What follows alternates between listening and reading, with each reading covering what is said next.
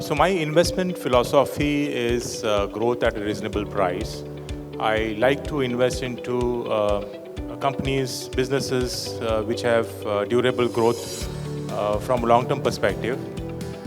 India is a growth market, and if you see history of Indian equity markets for the last 10, 20 years, growth as a strategy has consistently outperformed various styles. Obviously, 2022 was a different year where we saw value as a strategy outperform growth. But from a very long-term perspective, growth has significantly outperformed.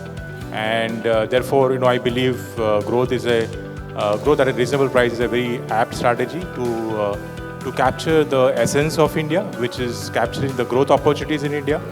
And the second advantage of GARP is when you are buying businesses at reasonable valuations, that gives you that margin of safety because India also is an emerging market, and therefore there is bouts of volatility that we see in market. So when you're buying businesses at reasonable valuation, that gives you that cushion, that kind of margin of safety, and that's very important because while chasing growth is important, you also need to have a certain margin of safety.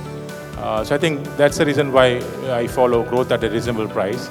And the investment approach is essentially looking at identifying businesses, investing into businesses which have got strong business model.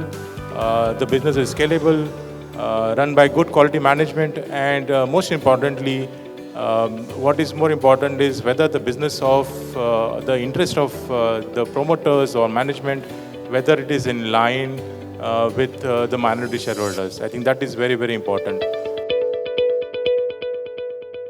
Mutual fund investments are subject to market risks. Read all scheme-related documents carefully.